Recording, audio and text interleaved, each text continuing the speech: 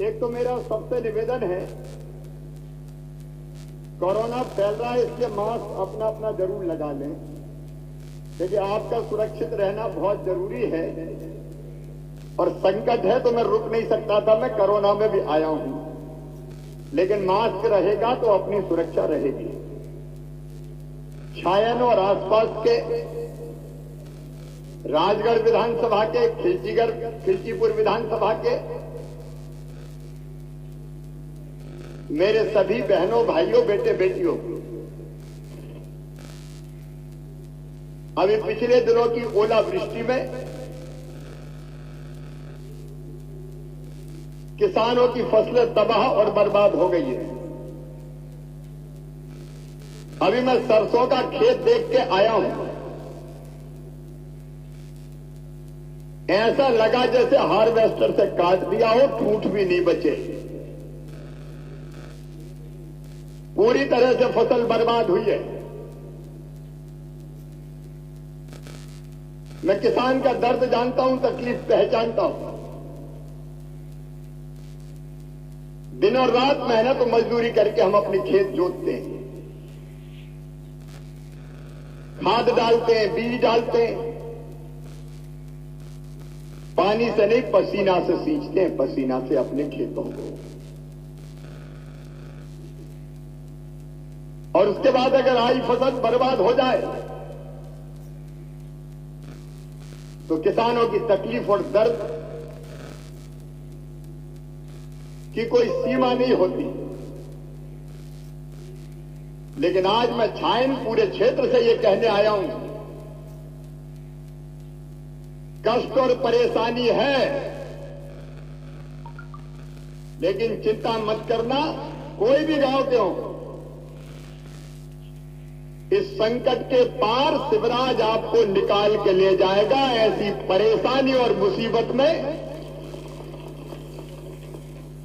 आपका पूरा साथ देने आया हूं। अभी सर्वे का काम चल रहा है, कलेक्टर यहां है। कब तक सर्वे पूरा हो जाएगा? 3 से 4 दिन के बीच सर्वे पूरा होगा। और सर्वे कोई चोरी चोरी चुपके नहीं होगा। जनप्रतिनिधि हमारे सांसद जी, विधायक जी, पूर्व विधायक जी, पंचायत के प्रतिनिधियों को सर्वे की पूरी सूची बनेगी और पूरी सूची गांव में चिपकाई जाएगी ताकि एक एक आदमी देख ले कि नुकसान कौन कौन का हुआ है। बताओ, सही बात है कि नहीं? और इसलिए सूची चिपकना जरूरी, ताकि कोई को आपत्ति अगर करनी हो तो वो आपत्ति कर दे कि मेरा नाम नहीं है। और एक बात साफ कह रहा हूं, किसानों को मुझे राहत देना है और इसलिए लिखने में भी कंजूसी नहीं होना चाहिए। नुकसान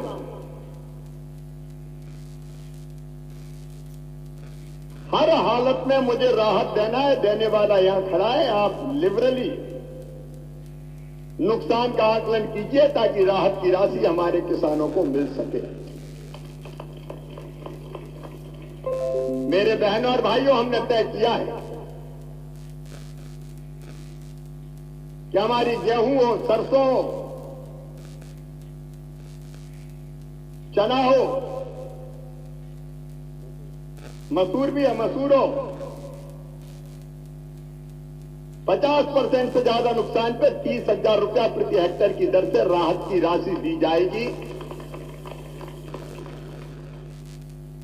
पर केवल फसल नहीं, कई जगह मुझे ये बताया कि पशु की मौत भी हुई है। जहां हुई है वहां की कह रहा हूं मैं। तो अगर गाय की, भैंस की मौत हुई हो तो 30,000 रुपया उसके देंगे, बैल भैंसा 25,000 उसके देंगे, बछड़ा बछिया 16,000 उसके देंगे, भेड़ बकरी 3,000 उसके देंगे, मुर्गा मुर्गी 60 रुपया उसके भी देंगे अगर मौत हुई है। क्योंकि गरीब के लिए तो छोटी चीज भी चली जाए तो उसका नुकसान तो हो ही जाता है। और उसके साथ फसल बीमा योजना में इस बार परिवर्तन किया है। बहुत दिनों तक क्लेम सेटल नहीं होते, इसलिए जो नुकसान हुआ है बीमित फसल का, उसका 25% कंपनी को एडवांस में देना पड़ेगा, 75% बाद में क्लेम सेटल होने के बाद दिया जाएगा। पिछले साल के बीमा का क्लेम सेट हो गया है, जनवरी के महीने में वो भी बांट दिया जाएगा। तो ये फसल बीमा योजना और राहत की राशि दोनों मिला के लगभग नुकसान की भरपाई करेंगे और इसके साथ अभी कर्ज वसूली स्थगित होगी, अल्पकालीन ऋण बदल के मध्यमकालीन ऋण में बदल दिया जाएगा और उसके भी ब्याज जो होगा वो भी हम भरवाएंगे ताकि दिक्कत परेशानी में किसान ना आए। अभी एक गांव गया था, वहां एक किसान ने कहा कि बेटी की शादी थी, ऐसी परिस्थिति में बिटिया की शादी भी हम करवाएंगे। मेरे बहनों और भाइयों, तकलीफ और परेशानी मैं समझ सकता हूं, आपका दर्द मैं जान सकता हूं, लेकिन इस तकलीफ से आपको निकाल के ले जाना ये मेरा धर्म है, मेरा कर्तव्य है, मेरी ड्यूटी है और भारतीय जनता पार्टी की सरकार ये ड्यूटी निभाएगी।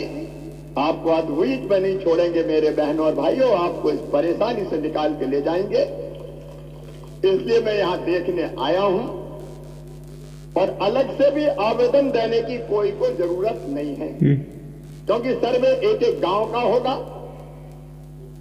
सर्वे एक एक गांव का होगा। तो कोई दरखास्त दे तो ही सर्वे हो गया, ऐसा नहीं हो। मैंने कहा कि लिस्ट भी पूरी चिपकाएंगे, पूरी लिस्ट चिपका के कोई अगर वंचित रह गया तो वो फिर बता दे तो फिर करेंगे, कोई चिंता की बात नहीं है। अपने ही मुख्यमंत्री का को परेशान होना है, इसलिए उसमें अलग से भी आवेदन देने की जरूरत नहीं है। एक शिकायत मुझे मिली है भाई राशन की, मैं साफ कर रहा हूं, गरीब का राशन जिसने खाया है किसी भी कीमत पे नहीं छोड़ूंगा, किसी भी कीमत पे नहीं छोड़ूंगा। यहां की दुकान भी चेक करो,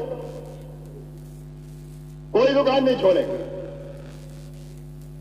ये काला पीठ या कौन सी जगह थी, काली पीठ, गिरफ्तारी हो जाए और देखो ऐसे लोग कौन कौन है। ये देखने की जवाबदारी किसकी थी कि राशन ठीक से बटे? तो जिला आपूर्ति अधिकारी जो भी प्रभारी है उसको मैं तत्काल सस्पेंड करता हूं। ऐसे लोग नहीं चलेंगे, ये थोड़ी चलेगा क्या? कौन देखेगा? वहां फूड इंस्पेक्टर कौन है? जो भी है फूड इंस्पेक्टर वो भी सस्पेंड। ये तमाशा थोड़ी चलेगा कि कोई भी खा जाए। ये इलाका मेरा गरीब इलाका है और उस पूरे इलाके में मेरे बहनों और भाइयों, एक व्यक्ति को 5 किलो महीना मोदी जी भिजवा रहे हैं निःशुल्क, 5 किलो राज्य सरकार दे रही है और पता चला कि 10 किलो के बजाय एक एक देकर छुट्टी पाओ। एक एक को नहीं छोड़ूंगा, सबको जेल भिजवाऊंगा, कोई बच नहीं सकता और कलेक्टर को पर्यवेक्षण ठीक से करना पड़ेगा।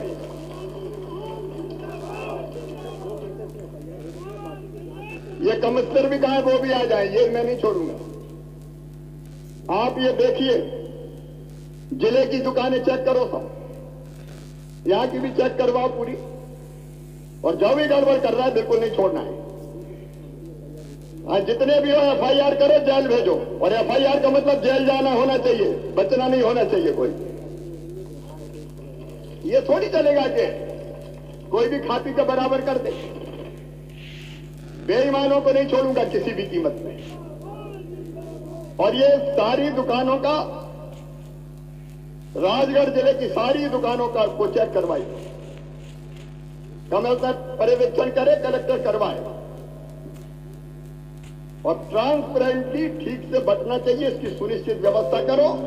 और जनता से भी मेरा कहना है, आप भी ध्यान दें, अपने कार्यकर्ता खड़े होकर क्यों नहीं बंटवाते? बंटवाए, यही तो सेवा का काम है। और क्या है सेवा?